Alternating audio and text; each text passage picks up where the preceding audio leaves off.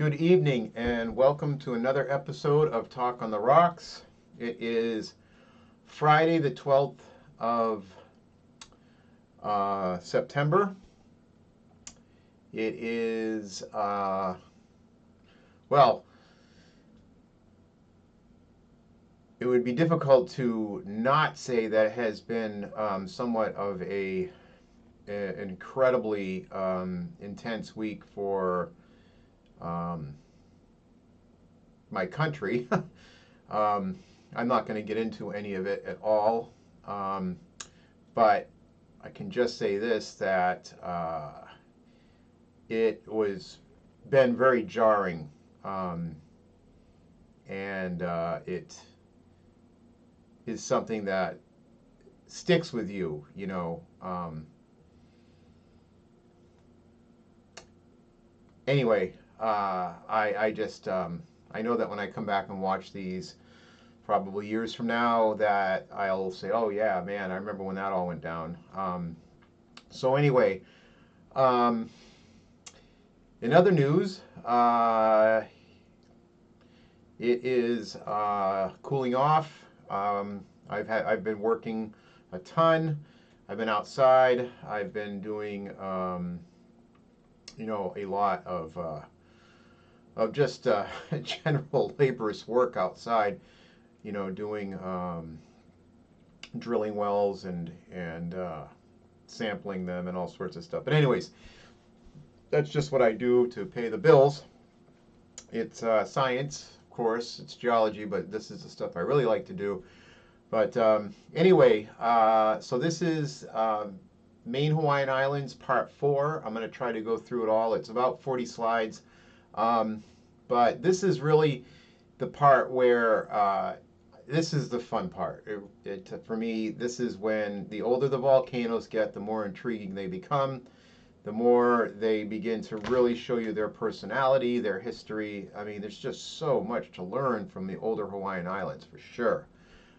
Especially because we get to see the younger ones. We can compare them, and he's like, oh yeah, wow, this is going on here. What would it look like, on Kauai? Well, there are places you can see where there were massive calderas and filled calderas and drained calderas and stuff like that. So it's really cool when you start getting out and you start seeing the guts. Just think of I hate to use the term, body, but or a better term for this is just go and take a bowl, flip it over, put sand in it or mud or whatever, flip it over, flip it over, and then just make a cast, like a dome of sand, and then take a little garden, watering a pail, I forget what it's called. That's a sprinkler, and you just hold it over that mound, and then just watch the water start carving it apart and dissecting it and making channels and moving the sediments out around the base. Well, after a while, let's say that I hit a bunch of marbles inside that dome, you would be able to start to see the marbles show themselves, more or less. They would, you'd trickle down, oh wow, there's marble. And that's kind of what this does. The erosion reveals the internal structure of the volcano. So, we don't have to excavate it and dig. You just wait, and then there it is. Okay, what does it look like 6 billion years? Well, the weird thing is, though, between like 6 and 8, there's a gap. Let's face it, you go from Kauai to nothing but a rock sticking out at La Perouse. I think that's what it's called. And I think Necker, yeah. Anyway, I can't remember the exact names.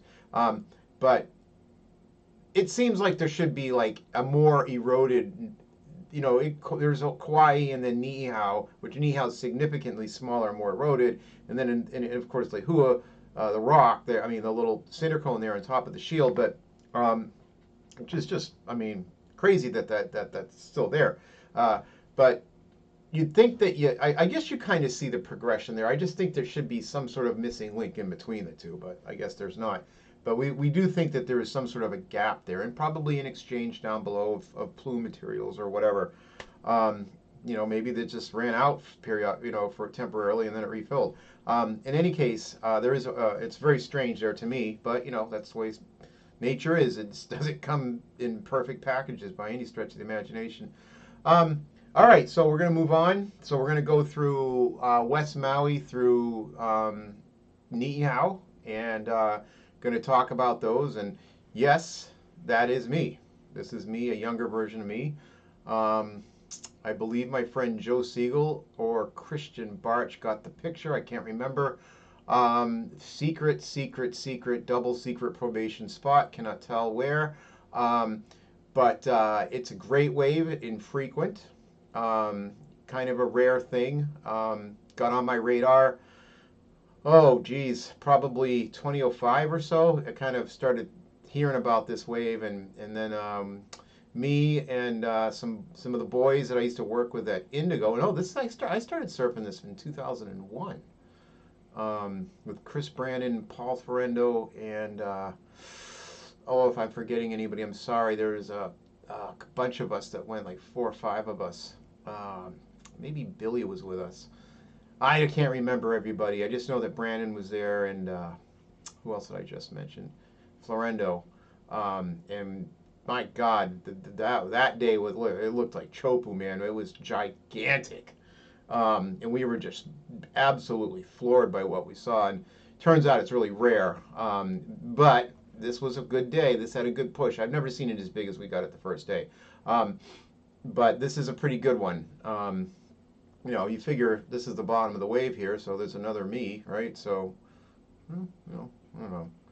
Call it what you want, but it's one of the bigger waves I've ridden in it. And I was, if you could see the next picture or two, and you can see my face, this is just taken back in the day, with bad phone, with cameras just weren't that good. But you would see that I have a smile because when I dropped this, it was it was nuts. And I really planned on eating shit, but I was very lucky that I didn't. Anyway, onward we go. So Mauna Kaho'olawe.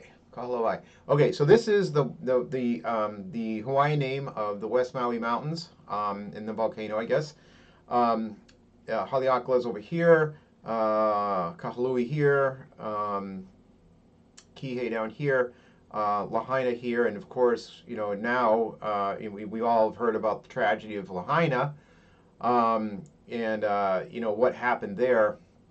I think it's only maybe 2 years now, but man, this whole, for one reason or another, I cannot put my finger on it, but for some weird reason, Maui is just an incredibly windy island, and it just roars through here.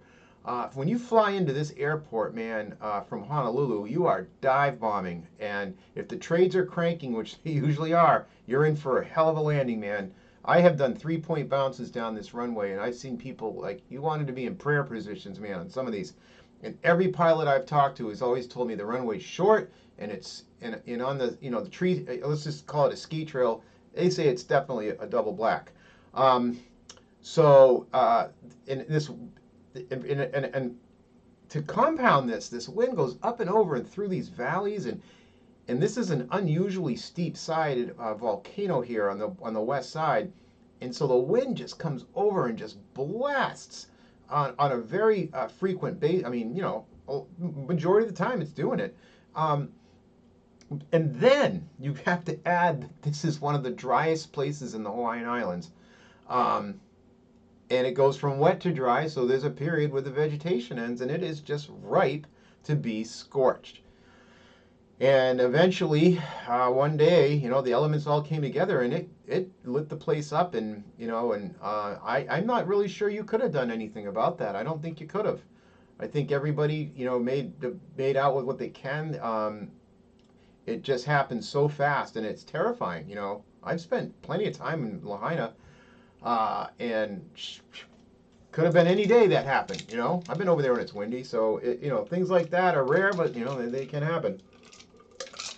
So anyway, here it is, West Maui Mountains. It's so you've gone through the shield. Now you're in. You've gone through the shield, the post shield, Then you went and during the post shield on this volcano, there's really just a huge armor of bemorites, I think how you pronounce that. So you can see one right here, creating little peninsulas here.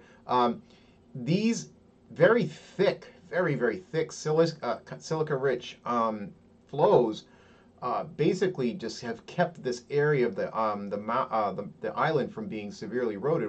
Where you don't have it, the post shields were thinner, and you just went right through. And you can see it's cleaving the island pretty much in half right here, or a third. But so. And the only reason that this isn't like this is because this is in the rain shadow. But so you've got them here and you've got them here, and you can see that it is basically maintained the two north and south end of this island of this volcanoes.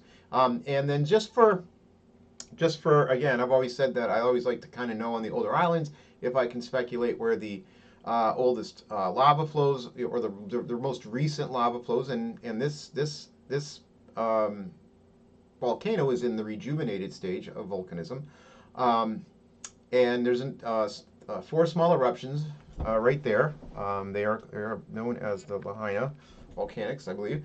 And they form numerous line of cinder cones right here, and then one down here, and then there's like I think a flow that went in right here. And that's it.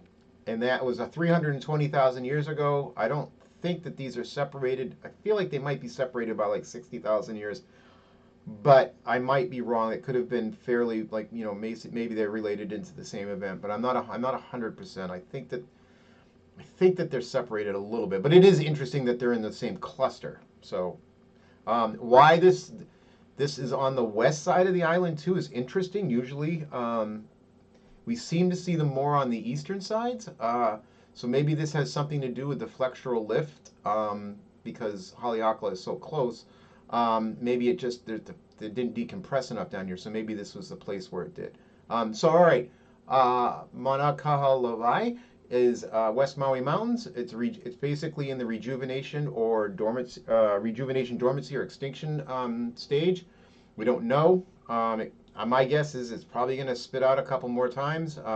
It's usually you look at the older ones; they definitely have much later eruptions and past this point. So I'm just going to say probably yes, but I don't know. 5,800 feet. Maybe some frosty nights up here at the top. You never know. Not quite low enough for snow. You do get snow on Haleakala. It's probably the inception's about 2.4 million years ago, above sea level by about 1.9. Last known eruption is a rejuvenated lavas, and eruptive events are greater than 320,000 years. And that's just from the time of the last one. That's it. This is a geologic map of West Maui. You can see in here you have Wailuku. These are, I believe, Wailuku is the tholeiitic shield basalts. Yeah, these are tholeiitic shields. And I think maybe divided into a couple different series. This might just be, what is this, caldera complex? It's lava cones. Anyways, anything in brown is this, and green, apparently, is going to be, this is the shield building stage. Yellow is dunes and alluvium. The post-shield is this blue, and you can see it's got a fairly extensive cover, in the north and on the north, west and northeast. You got some down here, you got some here. You can see some very interesting formations right here and right here. These really stick out as like blobs. They look like domes. Here you can actually see it in the side of a mountain. So in other words, they happened and then got buried. So it's kind of cool. And of course, this is the area of last known eruptions, the Lahaina series, and it made a flow and some ash and a cinder cone. West Maui alkali silica diagram. So here we are looking at the ages. I'm not ages, but we're looking at basically the evolution of the volcano. So you've got, again, if you remember correctly, we always keep our Kilauea and Mauna Loa tholeiites for our shield stage. It's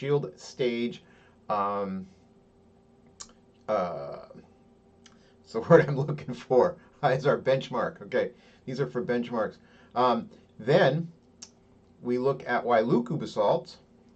Wailukus are here. This is the shield building lavas, and they begin to migrate. My guess is that these are slightly older than these, and it began to migrate over into alkalic areas. Basically, again, lava volcano gets older, stuff sits around longer, it becomes more contaminated, and chambers begin to start to become solidified. Hence, stuff is taking out, stuff becomes more buoyant, and it pops. And of course, so we have the Honolua volcanics, which we consider the post shields, and very weird post shields. Like they are way over here, and that is one of the most unique things about this volcano. I do not have a reason as to why they evolved so much over here. It is fairly, you have a very abrupt change, and I couldn't even begin to speculate how you jump from here to here. Maybe it must have, that is exactly what it did. This tells me that the shield stage magma chamber must have shut off for a fairly long period of time, and I think that is the case. Well, no, maybe not. You got numbers here, and then no, doesn't look like that. There's that big of a gap in time. So no. Well, for whatever reason, it certainly seems to me that that something significant happened to have this all come out. So very highly silicic lavas, very thick, very pasty. They're like putty, and they make just very, very thick. And when you're out there, they almost look purple. They're white purple flows. They're very weird. And then you have the Lahaina down here. And the Lahaina volcanics. This is the Lahaina is your rejuvenated stage, and they clearly post over silica undersaturated plus fairly high contamination of potassium and sodium. So yeah, you have a leap evolution this way, bangs out this way, and then bangs back this way. Very interesting. So here is the age versus this is sort of the this age and sequence of samples that we know of. And you have a lot of shield building stages right here, comes all the way down basically from 2.1 to about 1. We'll say 1.3, 1.4. And then you have Honolua, the post shields, and they start out at about 1.7. But this is a very large range, so we're gonna omit that. But it still fits the line. So about 1.5 to about 1.1, 1.2, you have your post shields, and then down here, yeah, they are slightly, yeah, they are separated. So you've got 320,000, and it looks like about 500,000. So you have eruptive events of maybe about 170,000 years.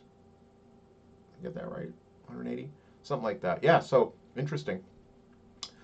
All right, this is the West Maui Mountains. As I said, you have a very steep side. This is the original, as I was trying to explain earlier about how those post shields create domes. Well, here, I mean, not domes, but very like they've preserved and protected the original shield. And this is the difference right here. These are all post shields with these very high silica, thick flows. And then over here, they never flowed out here. This is all original tholeiitic shield building basalts. So the chemistries are much different. These they're also slightly younger, but I do think the fact that they're so thick that they don't erode quite as easy, and you can see the difference here. I mean, you've got huge valleys, but yet here you have nothing. And this is the original slope of the volcano, whereas you see it's down below the original slope here.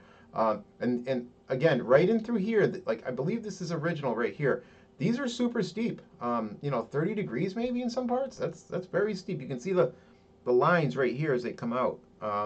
So yeah, very steep side of volcano, and this is unfortunately the area that got, I think it got whacked during the fire. Very sad. All right, Molokai. Molokai-e. if you want to pronounce it correctly. Anyway, so Molokai, we always say it's kind of shaped like a peanut. Molokai consists of two volcanoes. You have the East Molokai volcano. You have the West Molokai volcano. Of the two, and I don't say this begrudgingly, but the East Molokai volcano on the surface, pardon the pun, is significantly more interesting than the West Molokai volcano. Now, because the West Molokai volcano, is apparently quite boring, that in itself is kind of interesting. So, it just depends on what you consider interesting. There's a lot more features. You've got some very high cliffs over here. As you can see, the original volcano probably went something like this. We are missing a huge whole north side of this volcano. That's why it's elongated. This is definitely into the rejuvenated stage. There's a rejuvenated eruption, a huge one right here that made up this peninsula called Kalapapa. The erosion has cut into the caldera of the volcano. This is the wet side of the volcano, by the way. And it is cut out and it's scoured a good portion of the caldera. The summit was somewhere around here with the caldera. And again, you're missing, a third of this volcano, and you can still see the outline of the original shield surface, which is here, and continues like right along through here. The exact border to me is unknown. What's of interest too is, so once you get dry over here, you see a lot of, you preserve a lot more of the shield. Now, a few interesting things. You've got fish ponds in here, fish ponds here. I think these are fish ponds. You also have tsunami deposits that are all through here, through some of these gulches, or at least they're interpreted as that. Either that or they're, for some reason, very large avalanches, but I don't believe they are. We believe that these are, I think we did this gulch right here where we went in and found a whole bunch of tsunami deposits, and they were pretty high up, so it would tell you that that was a very large wave if that's the case, because these islands generally are sinking. They are not, they might rise a little bit, but it's not like as fast. They're predominantly sinking just because of their weight.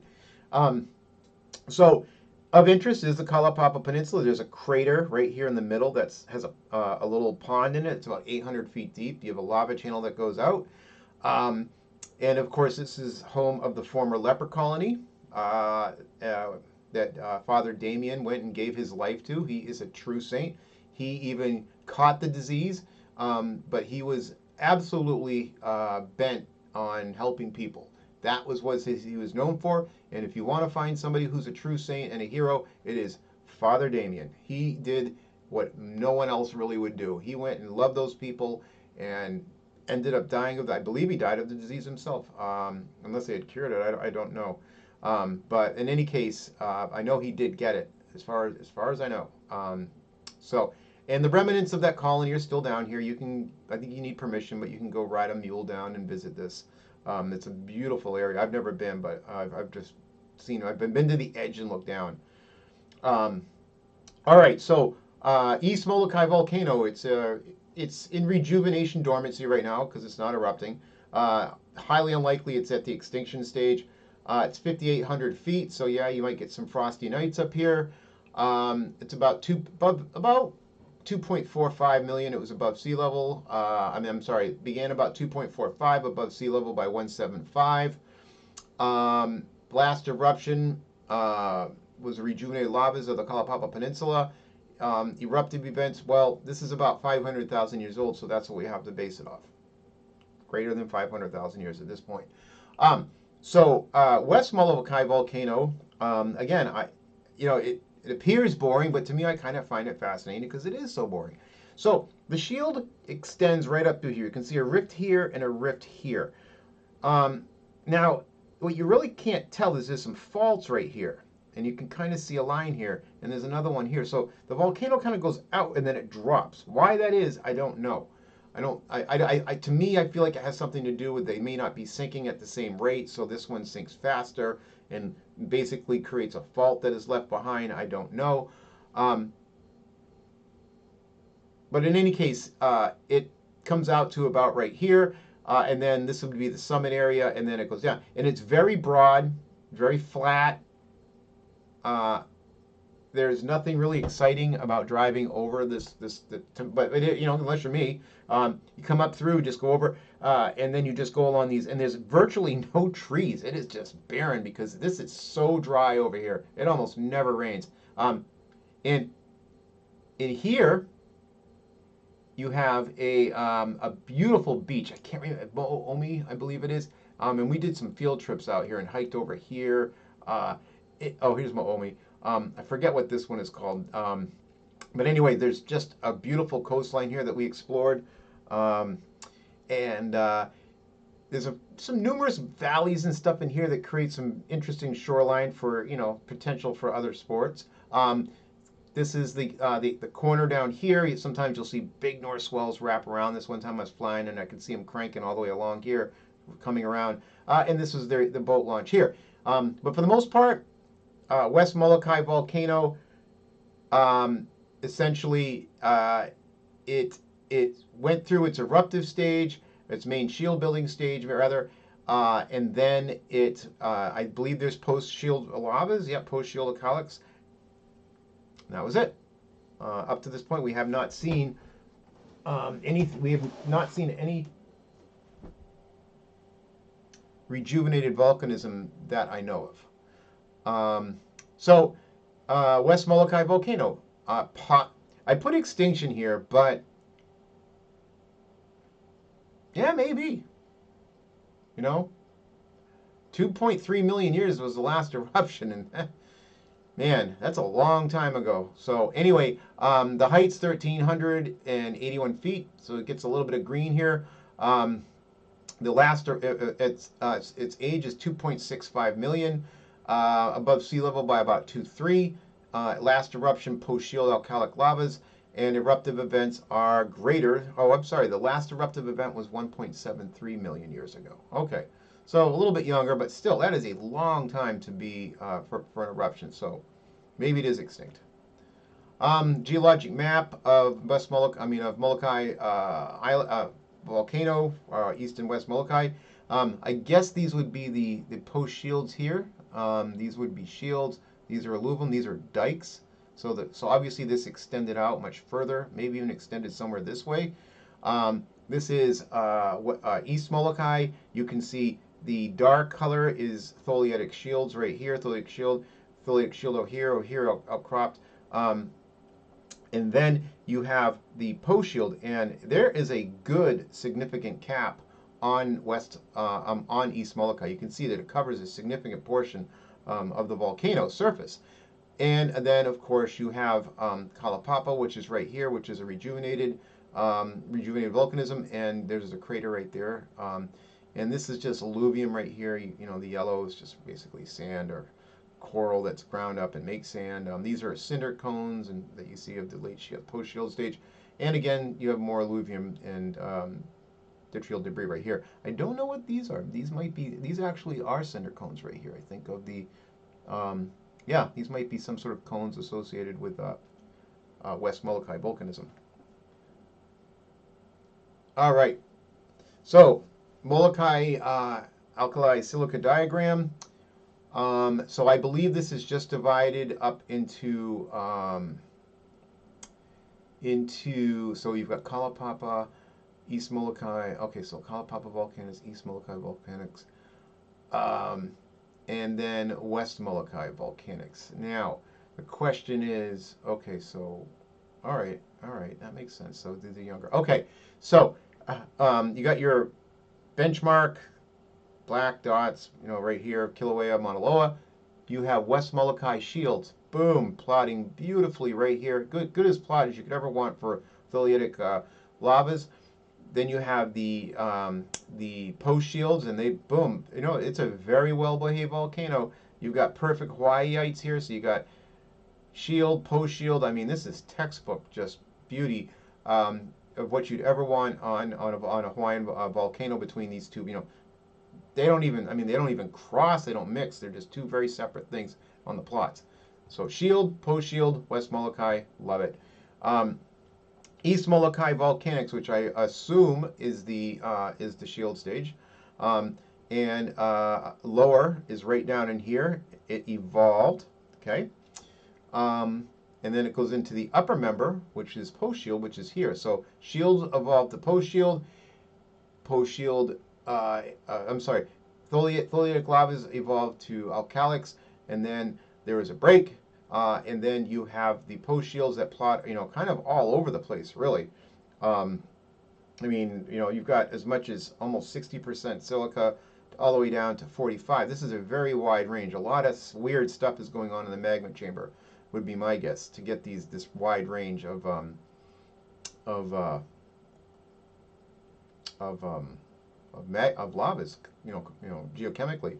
And what's interesting is that they're also approaching kind of the area that sort of like the way that West um, Maui was. So maybe this is kind of maybe these volcanoes were going through similar things. So then these are the rejuvenated volcanics of the Kalapapa Peninsula, and now it's interesting. Some do plot in the tholeiitic, but that's not unheard of. But most plot, they are somewhat silica undersaturated, and there is slightly more contamination, but not much. I mean, these are more contaminated than these in a lot of respects, in my opinion. So, very interesting chemistry on the East Molokai volcano. Something was going on down there that's different. Maybe it changed. I have to go back and look at those plots of when the deep plumes get replenished, or at least when we think that they do. All right, Molokai volcanics. This is the ages. So we got West Molokai, wide range here, way too big. So we really, you're not gonna take that. But you've got a nice little trend here, and then we have wacky ranges here. There hasn't been a whole lot of sampling over there, so that's probably why, as far as age dating goes. But it's right around the 2 million year mark, down to about 1.7, maybe 1.75, 1.7. And they'll probably go down to about 173. So those are your shield stages. Your post shield goes down to about, maybe about 173. So it looks to me like the West Molokai volcano just stopped right around 173, and that's it. That's all she wrote. Now we go over to East Molokai. We have about 1.8, maybe 1.85, 1.9. Nice trend down to about 1.75, and then that's the lower member. Then we go to the upper member, which is going to be more post shields, and they go from about 1.65 to about 1.5 or so. 1.5 or so. Yes, it looks like about 1.5. And those are your post shields, and then about 500,000 years ago, you get the Kalapapa rejuvenated volcanism. So, literally, about a million years until of time before you get that rejuvenated eruption. All right, so this is the spectacular cliffs of the North Shore of Molokai. I mean, just look at that. This is just beautiful, beautiful cliffs. And you can see all these individual lava flows right here. This is sort of talus at the base. You got all these little bays in here. Probably some legendary spots on their day, surf-wise. I'm not sure. This almost looks like no, that's not it. I think it's over here. But when they do the Jurassic Park opening, or the flying to the island, it's always Molokai that they show. I'm pretty sure. I mean, I know that at least 3 or 4 of the movies, it's definitely Molokai, because I'm a geologist, so I look for stuff like that. All right, Lanai. All right, so Lanai, this is a very unique island in itself, in the sense that it went through a shield building stage and then done. It stopped. It really just shut off, and as far as we know, we don't see any alkalic post-shield lavas. Or Maybe that is post shield, but it just never crossed over into alkalic lavas. I don't know. I don't know what they how they. I'm not sure which way that goes. Did it stay in the? I think geochemically it stayed in. Yeah, I mean it belched out tholeiitic lavas for its entire eruptive cycle. So it never crossed over into, well, geochemically a post-shield stage, which would be dominated by more alkalic lavas. All right, so anyways, Lanai is probably extinct, or we'll just say that there's a probably 20% chance you might have maybe some rejuvenated. The island's not that old, but 1.28 million years is quite a long time to not have an eruption, but not unheard of, I would imagine. But it is approaching the point where, I mean, that'd be really cool if one happened. I mean, we'd all love to see it. But so the height's 3,200 feet, but it is in the massive rain shadow of Haleakala, so it just does not get a lot of rain. If you ever get a chance to fly over these islands after an island-wide winter Kona storm where it dumps like 6 to 8 inches on all the islands, and you fly out about 2 weeks later, man, it is unbelievable to witness. It is, everything just turns green. It is beautiful. It's lush. But for the majority of the time, this island is dry as it gets. I mean, look at it. It's scorched, except from the high zone where you get some moisture from the clouds. You don't get much. And the telltale sign is the erosion of the island. I mean, you are not seeing, for an island this old, you are not seeing much erosion. You've got streams in their, fairly early stages. You got a canyon here. You've got some downdropping here of what was once probably an old caldera. The rift zone kind of goes like this. We think one went like this. There's been speculation of whether or not this actually is a slump zone, like maybe the island kind of went like that. And then you have a scallop-shaped underwater slump, or basically part of the cliff face popped off. I mean, it looks to me like it kind of goes like that, and this is just a big slice that dropped off. It was above sea. The age is about 2 million years old, above sea level by about 1.5, 1.6. Last known eruption was main shield stage, and that it was tholeiitic lavas. And the last eruptive event that I think, in my opinion, this one looks like the freshest. I mean, it'd be tough to tell if there wasn't something in here. Well, it'd be tough to tell because the erosion is much quicker up here. But for the most part, most of the erosion is fairly uniform around the skirts, and this one looks like the most obvious. So I go with that. And by the way, this is owned by, is it Tom Ellison? Yeah, Ellison owns this whole island. Yeah.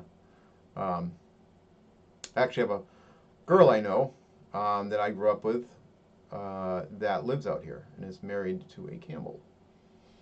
This is the Lanai geologic map. I believe this is one of the, yes, the Stearns. I can always never tell that. Nope. Geology. I know that's somebody else. In any case, this is a map of, old school map, but I still, like I said, it gives you an idea. You got a cross sections going a couple of different ways, A to A prime, which is right through here. This is the interpretation. It's interesting. It almost looks like so it crosses a rift zone right here, and so it almost looks like there's a fault in there. That is interesting. Then you have what is it? B to B prime, which would be here, which goes right through the what we think is the caldera. And you would see that here it's kind of down dropped. You've got all these dikes coming up through. These red things are basically they're like sheets where lava came up and through. And then the other one, there must be another, oh, it's right here, C to C prime. So C to C prime is this corner right here, and it looks like there may be another rift zone right there. Huh. And then it crosses the main rift zone here. So yeah, and that, what are the difference in the colors? You've got gray up here, but I don't see a, as far as I know, I don't know of a difference. It's just tholeiitic lavas, but maybe these are, why would these be divided? Unless there's an upper and a lower member, which there could be. I mean, you know, these are shields, and these are like caldera. These look, they've been interpreted as being caldera. This looks like some sort of a cone, and then maybe these are. Sometimes they divide shield. They'll divide a time into an upper and a lower member. So, and sometimes geochemically you'll see a slight difference. So I'm guessing that these are more cap, the later tholiites, and these are more younger tholiites. All right, so now we have a more recent geologic map of Lanai. Again, you've got the downdrop area, you've got some alluvium in here. Now this one does not seem to discriminate too much between newer and older tholiites. So maybe in the later mapping, we've decided to just keep it as one member. And there's definitely categories of what you might be looking at, but I don't think that they're separated. So yeah, they're not separated. So these are just cones, what have you. These are dikes that basically, these are probably, I think, faults in here, or at least downdrops. Yeah, they're faults. And you have more dikes right here. You have some right here. Actually, these might be faults. I think the red are dikes. Yeah, the red are these are dikes. These are dikes. These are dikes. These are might be more. These might be more faults, or not really sure what they are. Yeah, they're dropped areas. They're dropped lines. There you can see because there's a little symbol right there. Interesting. Yeah, so they're basically they're like downdrop grabens is what they are. You'll have pieces that kind of go like that sometimes. So you'll have this two pieces on each side. Sometimes the center piece will drop, or sometimes these look like they may have just one side and then you have a drop. So very interesting geology. I've not seen that before. I'm guilty of not really studying this map in great detail, and it's part of a much bigger map. So anyway, here is the Lanai alkali silica diagram. And yep, it is now considered just Lanai basalt. There is no real differentiation in that. And they pack beautifully, or they place beautifully right here in the thick of the tholiite zone with your Kilauea and your Mauna Loa lavas, which are the benchmark. So yes, it never seemed, at least geochemically, to go into an alkalic post-shield stage. This is the ages of the, well, actually the ages of this and Kaho'olawe, which we're going to get to next. So here's Lanai. You have basically a trend from 1.5 down to about, what, 800,000 years ago.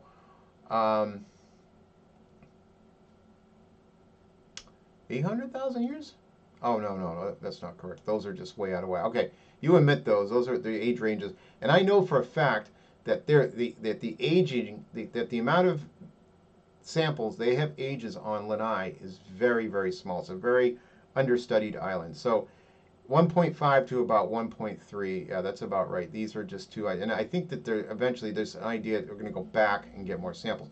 Kaho'olawe, we're going to come back to this map in just a minute, but to give you an idea, it's roughly the same age. Well, not it's a little bit younger. It's the next one, it's the next volcano down, so to speak. But you have basically you have shields here. Then you have shields involving the caldera. When you fill it, then you have post-caldera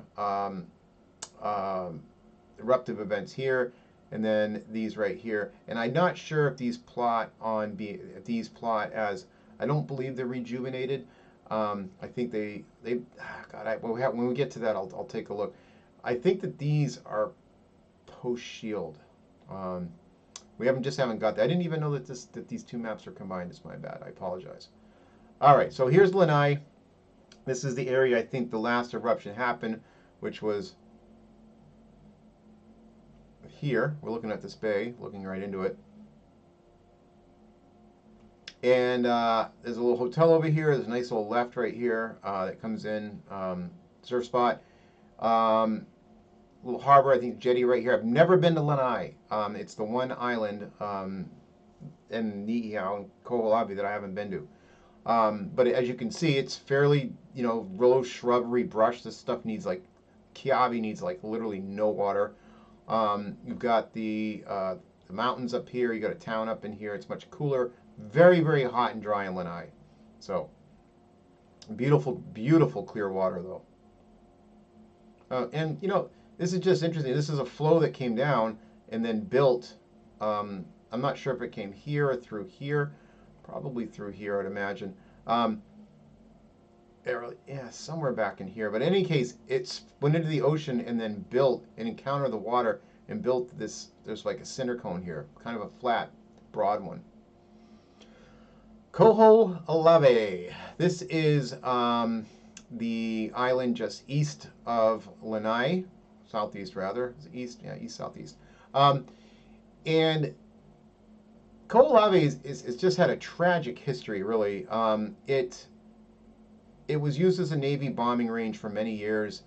Um, you know, it hasn't had a livable population for, you know, I'm guessing centuries. And I don't want to overextend my knowledge of Hawaiian history because I'm no expert on it. But I can't think of anybody that's lived there in the last 100 years besides in the 40s they were using it as a bombing range. And the problem with Lanai is that it has pretty terrible water sources, from what I understand. I don't think that there's, I mean, I think there is water, but I think that it definitely could not sustain a really. I mean, there's really no superficial lake there. I don't think there's a lake or anything on here that I can make out. It is again in the rain shadow of Haleakala, and it is just so dry. I mean, you look at this. I don't see anything on here. There's just basically shrubbery. So we think that the caldera was somewhere right in here. These are probably later post-shield flows that came in the. I'm assuming that these are more or less shield basalts. We'll look at the map when we get to that. And again, what is common in Hawaiian volcanoes is once you breach the caldera, the inside of it tends to be altered and broken down by heat and steam and chemical reactions, and so it erodes quicker. And you can see that this is cutting right into it. This is interesting right here. This almost circular cone. I'm imagining this is one of the later eruptions. It almost looks like is it a cone that's been eroded down, or is it like a small, or was it more or less like a dome that was very low and broad, and then the magma filled it to the rim, and this is the filled rim, and then it flowed over. I don't know. It's very interesting though. I think that deserves a little more attention. Also looks like there's some sort of depression right here too. I think from my map, I was checking this out, that the last known eruption is somewhere right in here in the caldera. So, and it was post-shielded. It's not interregional. So these are post-shields that were in here. Okay, so Lanai, Kaho'olawe, is it probable extinction? Possible rejuvenated stage. It just hasn't happened yet. It's a pretty small volcano, all things considered, for its age, and maybe it just doesn't have the juice. I don't know. The height 1,477 feet, not tall enough to grab the trades. Significantly, hence the water problem. There is a movement. I think that these lines here, they planted a bunch of trees and they're trying to bring back a moisture source. And I believe you can see it's kind of green here, that it is having some effects. The age was above sea level by about 195 million. Inception about 195 million. Above sea level about 1.5. Last eruption, post-shield alkalic lavas. And then eruptive events are greater than 1 million years. So,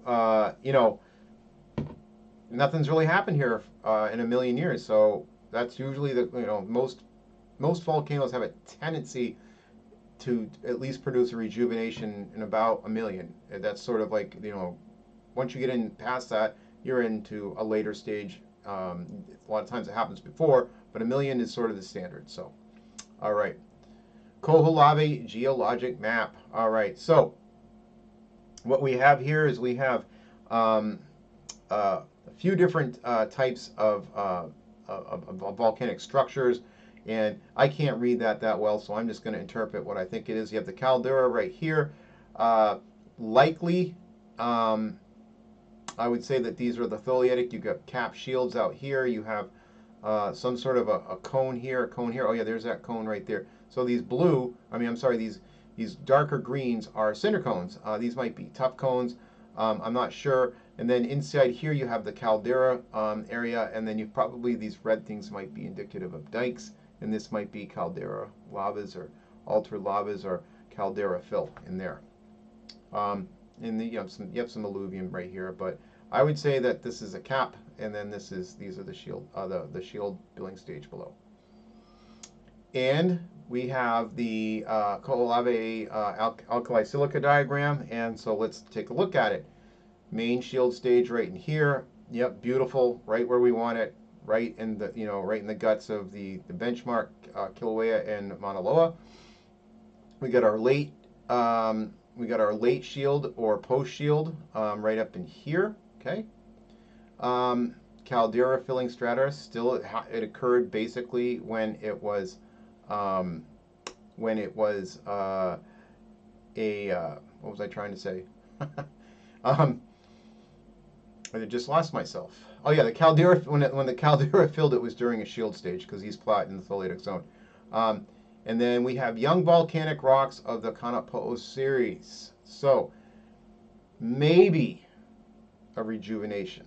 Hard to say. These I would not say they are rejuvenated because they are not that silica undersaturated. Getting there though, but this needs to come up here a bit more. So I would say that this is mostly low. These were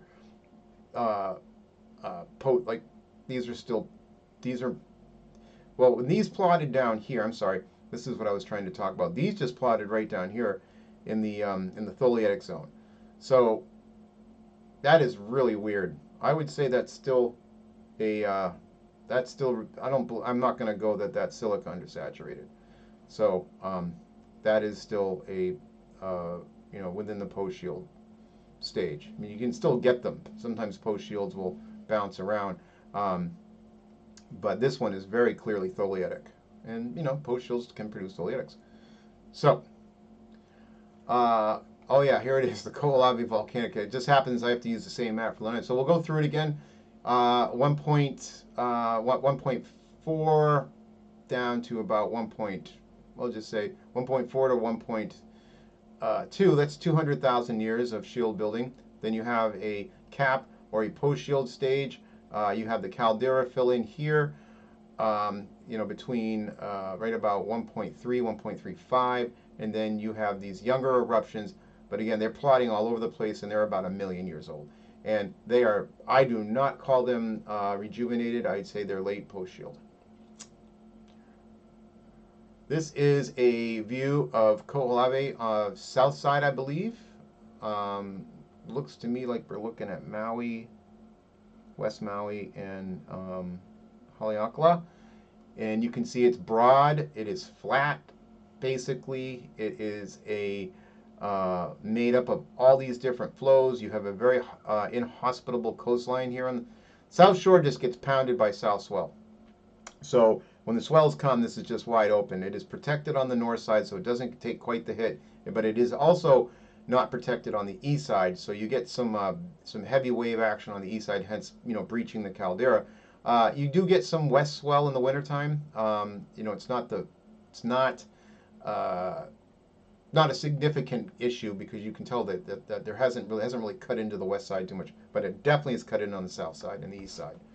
And you can see these late shields right here. These are post shields, I would imagine, out here. At least some of these are, these are sort of some bands. These are probably post shields. The tholeitics are down here somewhere, or maybe they're not even at the surface. But my guess is that, these are definitely post shield up in here. So beautiful clear water, very little vegetation, very desolate, very hard to hold a population. But efforts are made to try to stabilize it, and someday the problem is that if you go there, you might step on something and blow up. They have not removed all the ordnance there, so it is. I have a brother, fraternity brother of mine, whose brother is very active. He was, at least. I don't know if Adam still is, but he was, he was just always charging. He lived for Kaho'olawe. So I hope that he continued to do that, and maybe he still does it. All right, I'm gonna call it on Maui. Or this, I was gonna do all the way through Kauai and Oahu and Kauai, but I'm gonna break them into one more lecture, and I think I'm gonna call it here. So what I want to bring to the attention here is that we have a very similar situation with the Big Island in something that we call Maui Nui. And Maui Nui basically is saying that at an earlier point in time, judging by the offshore contours and the shallowness between the islands, that these islands once stood together out of the water. And there's a couple of shorelines to kind of tell you this. In its heyday, you might consider this the shoreline. To me, I can see the line out here, a prominent bench here, a prominent bench out here, a bench here, and over here. Now, did it go all the way out here at one time? I don't know. I don't think so. I think this channel is just too deep. But you can see the extension of the Kaho'olawe volcano right here, which has a precarious bend in it. It's probably, well, this would have come after, so that I don't think that had much of an influence. So maybe it did later on as it got bigger. You can see the huge landslide scar right here and right here of where this whole thing just took off, and all this chunk of this island is now out here, which probably helped trigger this. I mean, I don't know what the time periods of this is, but if it's around 500,000 years, then it certainly would have taken a significant amount of weight off and maybe decompressionalized this just enough to trigger rejuvenated volcanism. So a second shoreline is here, in my opinion. You can definitely see a bay that was here, go around this side of Lanai. You can see another bay that kind of went in here. This might have been more like that. I should change that. I think that probably was like that. And then you can see at a big, broad platform. Well, actually, no, it kind of follows right here and then comes up, and you had a bay right here and probably out here like this. So two shorelines at least. You had a period of time where everything, this island was out of the water, and over time, shoreline went from here to here and then from here to here. So this is just the progression. These are just two probably prominent times when you actually had the ocean level stay at a stable level for a significant period of time and allowed it to cut shorelines here. This is just the maximum it was probably out of the water when it was new. And it, probably happened in slightly different times. But over the course of about, a million years, this was king. And it helped induce rejuvenated volcanism over on Kauai. And you can really see a lot. I mean, you see the scallop of the Nu'uanu slide. You see a little ridge right here and here. This is extension of the Koko Rift. You see this big slump over here. I mean, this looks like things are just slowly just kind of giving away. And guess what? They did. This is the Lanai volcano. It probably went out to here at some point, and probably came around something like this. I mean, this is just the peak of it, but it was probably something like that. And the whole side of this thing is collapsed. And, now you're left with half the Lanai. But that is for another story. So, here is Oahu, and we will be kicking off with that on my next lecture. I don't know if I'm going to do it. I'll do it sometime this week, just to see. Depends how. I have other things I want to do. I really want to start my next project, which is going to be way more intense. Here, I'm actually going to go do some field work and just get dirty and, bleed and swear and all that. So it'll be really fun. It's going to be up in northern Maine. And that's sort of where all of this is going. I'm doing all I did the Earth history of the entire Earth history of New England to get a grasp on my area, the area that I want to work, learn the geochemistry. If you learn the Appalachian mountain building event, it will allow you to learn the rest of them. I mean, the Appalachian is the most studied. It's the one that really tied it together for me. And I live in the Appalachians. The Hawaii one was to further enhance geochemistry, but in the oceans and in ocean island basalts or mid-ocean ridge basalts. And so I've done a continent and I've done islands in the ocean. And so now I have the tools to work on a project where it involves not only the continents but the ocean, and actually pieces of the ocean going up over the continent in the form of ophiolites. And with this, between these series, I've learned so much about geochemistry that now I'm starting to see a lot more in geochemistry. As I said before, it's the hardest stuff to learn, but man, it really tells the whole story. And geochemistry cannot be, if the geochemistry is true, that is a fact. And in science, we base our ideas and we try to use them and push them through and argue them with facts. And once you, basically, when you have facts, people are then going to try to disprove you. And when you've stated what you think is a fact, and then the fact can be no longer unproven by your peers, that's who you want. When they can't disprove your idea, it is a fact. And it stays a fact until somebody can disprove it. And sometimes you can't. So, anyways, with that, thank you for watching. I hope everybody has a lovely weekend. I'm